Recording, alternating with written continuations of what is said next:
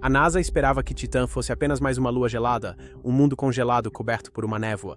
O que eles encontraram, no entanto, parecia inquietantemente familiar. Sob aquele céu laranja espesso, há rios serpenteando por vales, lagos brilhando na luz tênue, mares maiores que os nossos grandes lagos e tempestades que devolvem líquido a eles.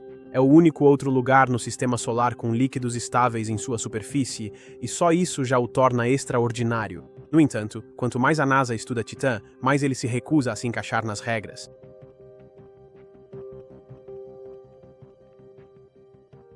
Durante a maior parte da história, Titã era apenas um borrão.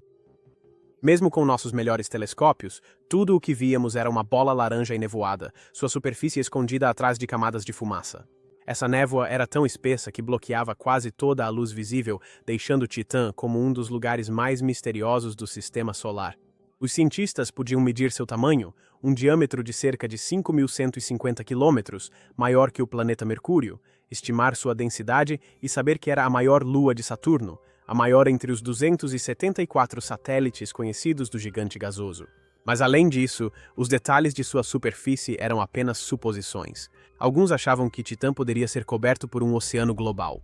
Outros imaginavam que era um deserto congelado. A verdade só começou a surgir quando espaçonaves chegaram perto o suficiente para realmente olhar abaixo da névoa. Titã orbita Saturno, a uma distância média de cerca de 1,22 milhão de quilômetros, e juntos eles ficam a aproximadamente 1,4 bilhão de quilômetros do Sol. O primeiro grande avanço veio em 2005, quando a sonda Huygens, da Agência Espacial Europeia, se desprendeu da espaçonave Cassini da NASA e iniciou sua descida na atmosfera de Titã. Foi a primeira vez que uma sonda pousou em uma lua do Sistema Solar exterior.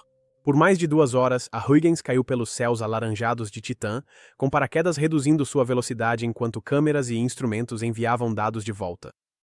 As fotos que ela transmitiu durante a descida foram impressionantes. Elas revelaram terras altas brilhantes e canais escuros que pareciam vales de rios serpenteando e ramificando-se exatamente como os rios fazem na Terra. Quando a Huygens finalmente pousou, as primeiras imagens da superfície mostraram algo completamente inesperado. Seixos arredondados espalhados pelo chão. Esses não eram fragmentos irregulares de gelo ou rocha. Eles haviam sido suavizados como se por um líquido em movimento. Os cientistas imediatamente reconheceram o que estavam vendo, evidências de erosão, do tipo que ocorre quando o material é carregado e rolado por fluidos em movimento. Na Terra, os rios polem as pedras até que fiquem com formas suaves ao longo do tempo. Em Titã, o mesmo processo aconteceu, exceto que com metano ou etano líquidos em vez de água. Essa única imagem provou que a superfície de Titã havia sido moldada por processos ativos e não apenas congelada no lugar por bilhões de anos. Mas Huygens só pôde enviar fotos de um pequeno local de pouso, e não durou muito. É aí que entram os instrumentos da Cassini. Orbitando Saturno por mais de uma década, Cassini repetidamente apontou suas câmeras e radar para Titã. Como a luz visível não conseguia penetrar a névoa, Cassini usou imagens de radar para mapear a superfície. Os resultados foram diferentes de tudo o que alguém havia imaginado. As imagens de radar revelaram enormes manchas escuras próximas aos polos de Titã, que eram lisas e planas, exatamente o que se esperaria se estivessem cheias de líquido. Ainda assim, os cientistas precisavam de confirmação. Essa confirmação veio em 2009, na forma de uma das fotos mais famosas da Cassini, a imagem do brilho do Sol. A câmera da Cassini capturou a luz do Sol refletindo na superfície de um dos mares do norte de Titã, exatamente como a luz do Sol cintila em um lago aqui na Terra. Era a prova definitiva, a evidência de que aquelas manchas escuras não eram apenas gelo plano ou solo sólido. Eram mares de metano e etano líquidos. Pela primeira vez, a humanidade tinha provas de que outro mundo possuía corpos de líquido em sua superfície. Os mapas de radar da Cassini não pararam por aí. Eles revelaram os contornos de mares enormes como Kraken Mare, Ligeia Mare e Punga Mare. Só o Kraken Mare é maior do que todos os grandes lagos da América do Norte juntos. O radar também mediu profundidades, e em alguns lugares descobriu-se que o Kraken Mare tinha mais de 100 metros de profundidade, possivelmente muito mais. Isso significa que Titã não tem apenas poças ou lagos rasos. Ele possui mares profundos e vastos, capazes de armazenar quantidades impressionantes de hidrocarbonetos líquidos. E não foram apenas as regiões polares que surpreenderam os pesquisadores. As varreduras de radar da Cassini pelo equador de Titã revelaram outra coisa: campos intermináveis de dunas. Elas pareciam linhas escuras paralelas que se estendiam por centenas de quilômetros, interrompidas apenas por montanhas ou terras altas que redirecionavam seus caminhos. As dunas não eram feitas de areia como conhecemos, mas de minúsculos grãos de material orgânico congelado, acumulados a partir da constante precipitação química produzida na atmosfera de Titã. Os ventos carregavam esses grãos e os amontoavam em vastos mares de dunas, fazendo com que Titã parecesse, em algumas regiões, um mundo desértico, apesar de suas temperaturas congelantes. Um dos aspectos mais valiosos dessas imagens é o quanto elas revelam sobre os processos de superfície de Titã. Os vales fluviais nas imagens da Huygens nos mostraram que a erosão e o fluxo de líquidos moldaram a Terra. A imagem do brilho solar provou que mares realmente existem, mostrando que o ciclo do metano em Titã está ativo hoje. Os mapas das dunas revelaram uma atmosfera capaz de produzir ventos constantes fortes o suficiente para transportar material por longas distâncias. E as medições de profundidade do Kraken Mare provaram que o ciclo do metano em Titã não é uma característica superficial fina, mas um sistema em escala global com reservatórios profundos o suficiente para rivalizar com os grandes corpos d'água da Terra.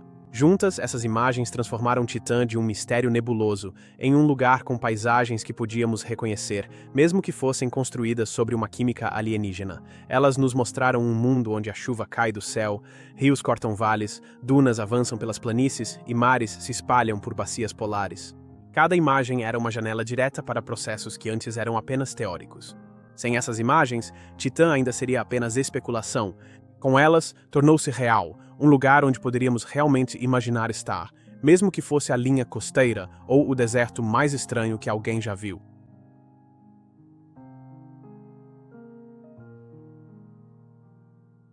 O que diferencia Titã de quase todas as outras luas é que ela não está nua e exposta no espaço.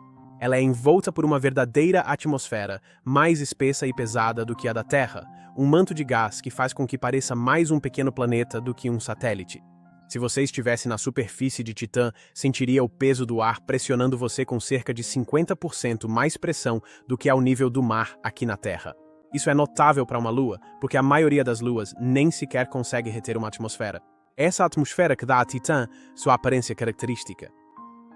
Do lado de fora, tudo o que vemos é uma esfera lisa e alaranjada. A névoa que esconde sua superfície é produzida nas camadas superiores, onde a luz do Sol interage com os gases presentes, principalmente nitrogênio e metano. Partículas se formam e se agrupam, criando aerossóis orgânicos de cor marrom avermelhada, conhecidos como tolinas, que espalham a luz azul e dão à Lua seu tom característico, eventualmente descendo pela atmosfera e criando uma névoa permanente. Para os cientistas, essa névoa não é apenas um incômodo que bloqueia nossa visão. Ela é uma evidência de uma química complexa em andamento. Moléculas estão sendo constantemente quebradas e reconstruídas em compostos orgânicos mais pesados. Com o tempo, elas se acumulam e caem, cobrindo Titã com uma garoa constante de material. Outra característica marcante é a forma como a atmosfera se move. Ela não gira simplesmente em sincronia com a Lua abaixo dela.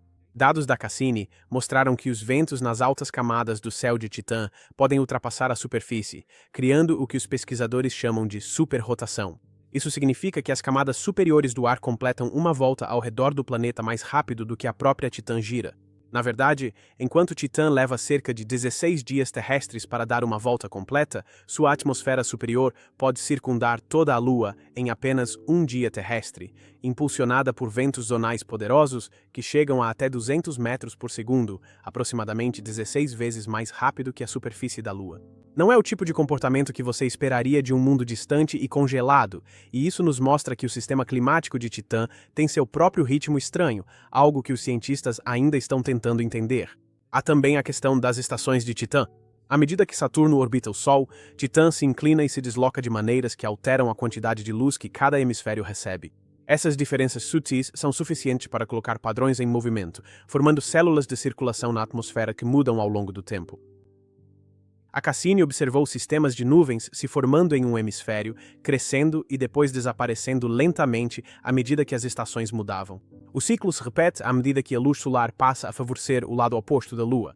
Titã pode estar longe do Sol, mas até mesmo essa energia tênue é suficiente para impulsionar um ciclo de clima em constante mudança. O telescópio espacial James Webb recentemente acrescentou mais uma camada a essa história. Usando seus instrumentos poderosos, o Webb detectou moléculas instáveis na atmosfera de Titã, moléculas que só podem existir por pouco tempo antes de reagirem e se transformarem em outra coisa. No final de 2022, durante uma de suas primeiras observações da maior lua de Saturno, o Webb identificou o radical metil, uma molécula de carbono extremamente reativa nunca antes vista com tanta clareza em Titã.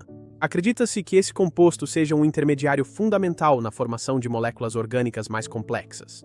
Detectá-los no local significa que estamos flagrando a química em pleno andamento.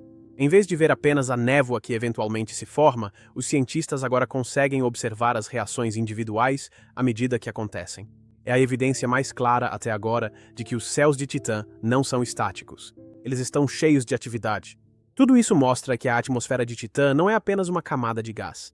É um sistema em funcionamento, denso o suficiente para moldar a circulação, ativo o bastante para mudar com as estações e quimicamente rico o suficiente para criar novos compostos constantemente. Para uma lua tão distante do Sol, isso é extraordinário. O céu de Titã é mais do que uma névoa que bloqueia nossa visão. É um laboratório em si mesmo que desafia nossas ideias sobre como as atmosferas se comportam em lugares tão diferentes da Terra.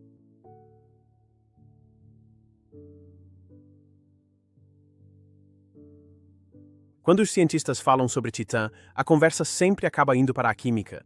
Isso não é surpreendente, porque Titã está coberta de material orgânico de cima a baixo. Está na atmosfera, na névoa, nas dunas e provavelmente misturado nos lagos e mares. Mas a grande questão é se alguma dessa química poderia dar passos em direção a algo que se assemelhe à vida, ou pelo menos ao início dela. A pista mais importante vem do suprimento constante de moléculas complexas em Titã. No alto da atmosfera, a radiação energética quebra gases simples e desencadeia uma cascata de reações. O resultado é uma produção constante de hidrocarbonetos e compostos contendo nitrogênio. Essas moléculas se tornam mais complexas com o tempo, se unindo para formar partículas que descem lentamente. O que cai na superfície não é poeira aleatória, mas material rico em carbono e nitrogênio, dois dos elementos mais críticos para a vida na Terra. Ao longo de escalas de tempo geológicas, isso formou uma espessa camada sobre Titã, fornecendo um estoque químico diferente de qualquer outro lugar que já exploramos. A presença de lagos e mares muda ainda mais a equação. Esses corpos líquidos não são apenas reservatórios passivos, eles fornecem ambientes onde as moléculas podem se dissolver, misturar e interagir. Na Terra, a separação de substâncias químicas em compartimentos foi um dos primeiros passos rumo à biologia. É por isso que uma descoberta recente gerou tanta empolgação. Em condições semelhantes às de Titã, simulações mostram que moléculas poderiam se formar espontaneamente em estruturas parecidas com vesículas. Essas são pequenas estruturas semelhantes a bolhas, com um interior e um exterior. Na Terra, as membranas celulares são feitas de lipídios, mas em Titã, pesquisadores propõem que diferentes moléculas estáveis em metano líquido poderiam formar limites semelhantes. Esse conceito às vezes é chamado de azotossomos. Novos estudos sugerem que o clima ativo de Titã, com sua chuva de metano, evaporação e ventos, pode ajudar esses azotossomos a se formarem e se acumularem ao longo do tempo. Eles podem até proteger moléculas orgânicas frágeis, como aquelas detectadas pela Cassini, e oferecer um espaço seguro para que reajam e se combinem em formas mais complexas. Se tais compartimentos puderem se formar, mesmo que temporariamente, eles oferecem um local para que a química se torne mais organizada. E organização é um ingrediente fundamental na receita da vida. Claro, as condições em Titã são extremas. As temperaturas na superfície giram em torno de menos 180 graus Celsius, então as taxas de reação lentas são uma barreira séria. A vida como conhecemos depende de água líquida e condições relativamente quentes para que a química aconteça rápido o suficiente para se sustentar. Titã não oferece nenhum dos dois, mas isso não significa que não tenha nada a nos ensinar.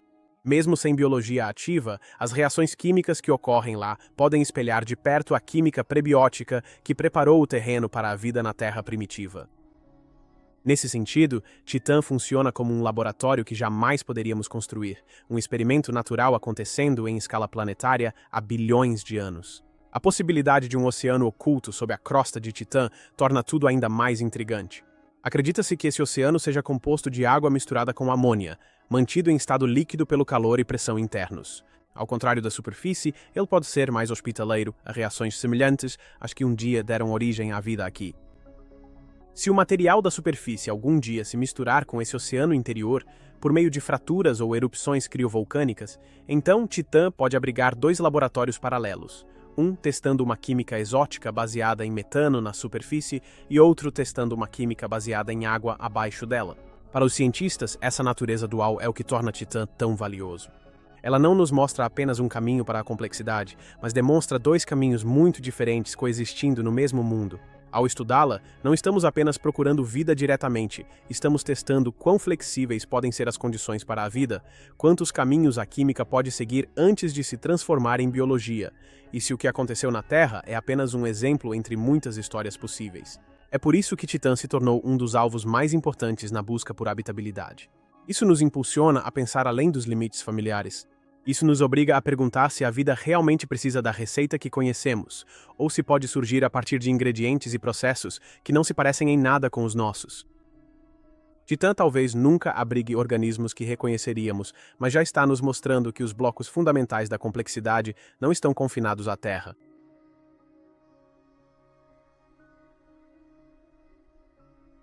Apesar de todo o progresso feito com Cassini e Huygens, essas missões só puderam nos contar parte da história de Titã.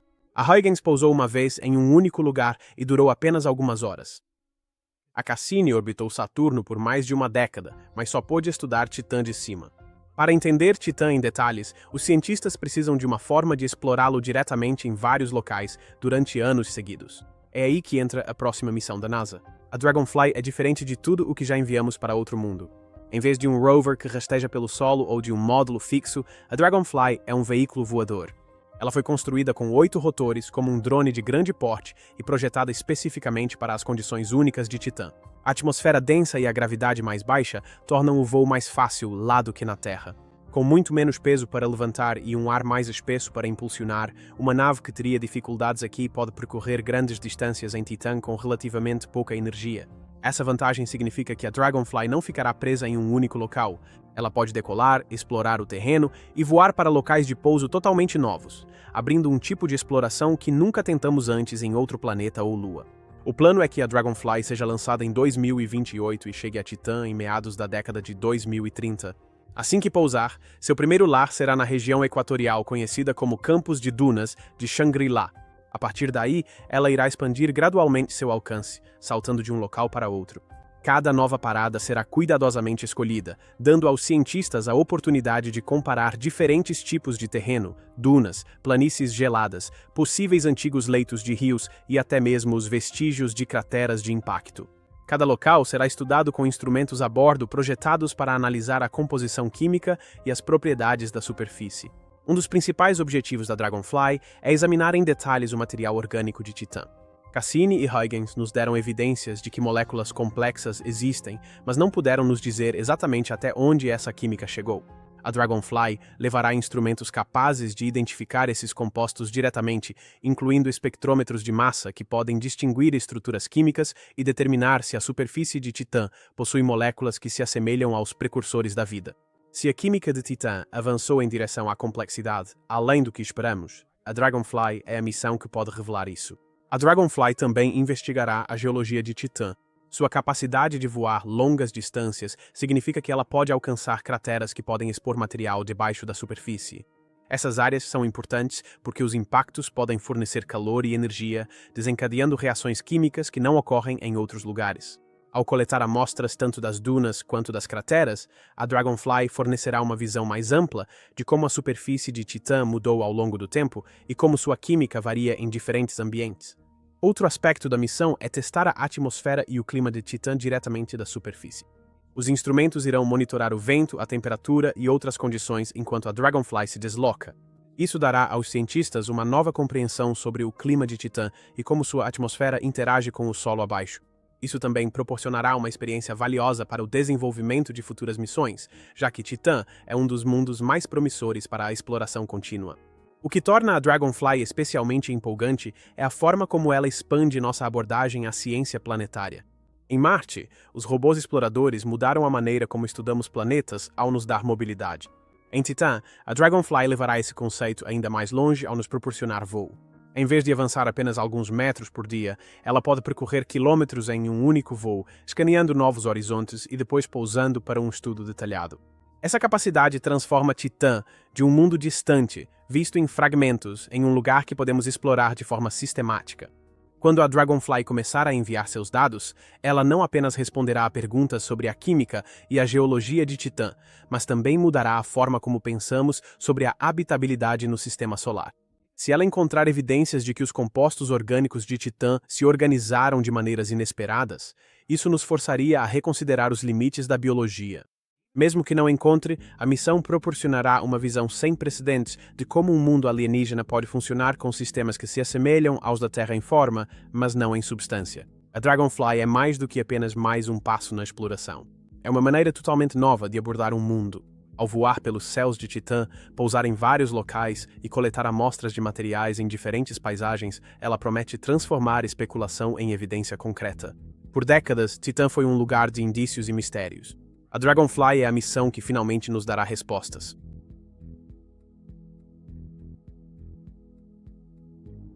Depois de tudo o que a NASA descobriu, Titã já não parece mais uma lua distante e congelada. Parece um mundo completo, que nos obriga a desafiar nossas suposições sobre o que é possível além da Terra. As imagens nos mostraram paisagens familiares, mares, rios, dunas, mas feitos de substâncias totalmente diferentes. A atmosfera revelou-se densa, dinâmica e quimicamente ativa, e não fina e sem vida, como se esperaria de um lugar tão distante do Sol. Sob a superfície, evidências apontam para um oceano oculto que ainda pode estar influenciando a atividade de Titã hoje, e a química espalhada por essa lua é diferente de tudo o que já vimos em outros lugares, sugerindo caminhos para a complexidade que não dependem de água ou calor. A importância de Titã não está apenas no que ela é, mas no que representa.